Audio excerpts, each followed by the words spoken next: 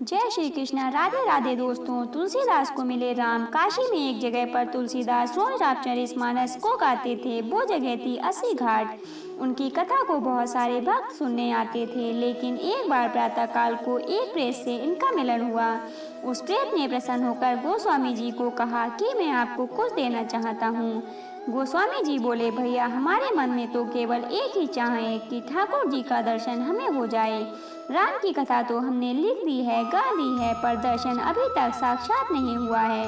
हृदय में तो होता है पर साक्षात नहीं होता। यदि दर्शन हो जाए तो बस अब बड़ी कृपा होगी। उस प्रेत ने कहा कि महाराज, मैं यदि दर्शन करवा सकता तो मैं अब तक मुक्त न हो जाता। मैं खुद प्रेत योनि में पड़ा हुआ हूँ। अगर इतनी ताकत मुझ में होती कि मैं आपको दर्शन करवा देता तो मैं तो मुक्त हो गया होता अब तक। तुलसीदास जी बोले, फिर भैया हमको कुछ नहीं चाहिए। तो उस प्रेत ने कहा, सुनिए महाराज, मैं आपको दर्शन तो नहीं करवा सकता, लेकिन दर्शन कैसे होंगे उसका रास्ता आपको बता सकता हूँ। तुलसीदास जी बोले कि तो रास्ता बताइए। प्रेत बोला, आप जहाँ पर कथा कहते हो वहाँ बहुत सारे भक्त सुनने आते हैं। अब आपको तो मालूम नहीं, लेकिन मैं जानता हूँ। आपकी कथा रोज हनुमान जी भी सुनने आते हैं। मुझे मालूम है हनुमान जी रोज आते हैं। तुलसीदास बोले, कहाँ बैठते हैं? प्रेत ने बताया कि सबसे पीछे कम्बल ओढ़कर एक दिनहीन एक कोढ़ी के स्वरूप में एक व्यक्ति बैठता है, और जहाँ जूते चप्पल लोग उतारते हैं वहाँ पर बैठते हैं। उनके पैर पकड़ लेना, वो हनुमान जी ही हैं। गोस्वामी जी बड़े खुश हुए। आज जब कथा हुई तो गोस्वामी जी की नज़र उसी व्यक्ति पर थी कि वो कब आएंगे, और जैसे ही वो व्यक्ति आकर पीछे बैठे तो गोस्वामी जी आज अपने आसन से कूद पड़े और दौड़ पड़े, जाकर उनके चरणों में गिर गए। वो व्यक्ति बोला कि महाराज, आप व्यासपीठ पर हो और मेरे चरण पकड़ रहे हो। मैं एक दीनहीन कोढ़ी व्यक्ति हूँ। मुझे तो ना कोई प्रणाम करता है और ना कोई स्पर्श करता है। आप व्यासपीठ छोड़कर मुझे प्रणाम कर रहे हो। गोस्वामी जी बोले कि महाराज, आप सबसे छुप सकते हो लेकिन मुझसे नहीं छुप सकते हो। अब आपके चरण मैं तब तक नहीं छोड़ूंगा जब तक आप मुझे राम से नहीं मिलवाओगे। गोस्वामी जी ने जब ऐसा कहा तो हनुमान जी अपने दिव्य स्वरूप में प्रकट हो गए। आज तुलसीदास जी ने कहा कि कृपा करके मुझे राम से मिलवा दो। अब और कोई अभिलाषा नहीं बची, बस राम जी का साक्षात्कार हो जाए। हनुमान जी, आप तो राम जी से मिलवा सकते हो। अगर आप नहीं मिलवाओगे तो कौन मिलवाएगा? हनुमान जी बोले कि आपको राम जी जरूर मिलेंगे और मैं मिलवाऊंगा, लेकिन उसके लिए आपको चित्रकूट चलना पड़ेगा। वहाँ आपको भगवान मिलेंगे। गोस्वामी जी चित्रकूट गए, मंदाकिनी जी में स्नान किया, कामदगिरि की परिक्रमा की।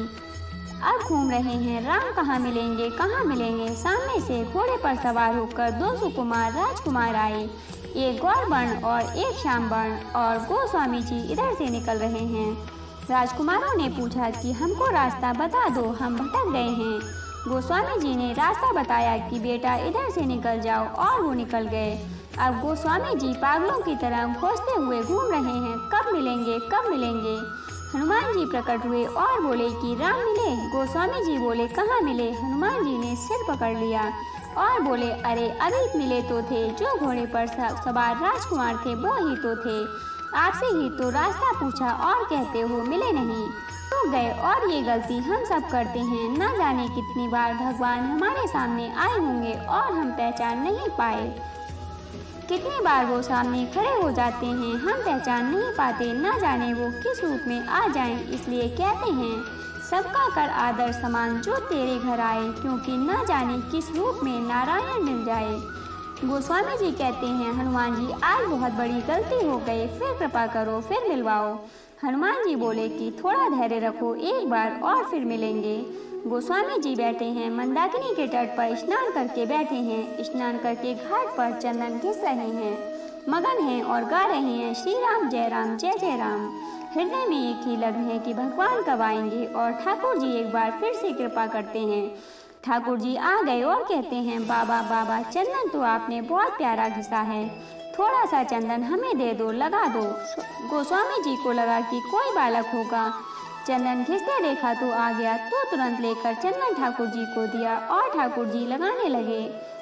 हनुमान जी महाराज समझ गए कि आज बाबा फिर चूके जा रहे हैं। आज ठाकुर जी फिर से इनके हाथ से निकल रहे हैं। हनुमान जी तोता बनकर आ गए शुक रूप में और घोषणा कर दी कि चित्रकूट के घाट पर भय संतन की भीड़, तुलसीदास चंदन घिसे तिलक देत रघुवीर। हनुमान जी ने घोषणा कर दी कि अब मत चूक जाना, आज जो आपसे चंदन ग्रहण कर रहे हैं ये साक्षात रघुनाथ हैं। और जो ये वाणी गोस्वामी जी के कान में पड़ी तो गोस्वामी जी चरणों में गिर गए। ठाकुर जी तो चंदन लगा रहे थे। बोले, प्रभु अब आपको नहीं छोड़ूंगा। जैसे ही पहचाना तो प्रभु अपने दिव्य स्वरूप में प्रकट हो गए और बस वो झलक गोस्वामी जी के मन में बस गई। ठाकुर जी अंतर ध्यान हो गए और वो झलक आंखों में बस गई, हृदय तक उतरकर। फिर कोई अभिलाषा जीवन में नहीं रही। परम शांति, परम आनंद जीवन में आ गया। ठाकुर जी के मिलने से आराम की तलब है तो एक काम कर ले, आराम की शरण में और राम राम कर ले। और इस तरह से आज तुलसीदास जी का राम से मिलन हनुमान जी ने करवाया है।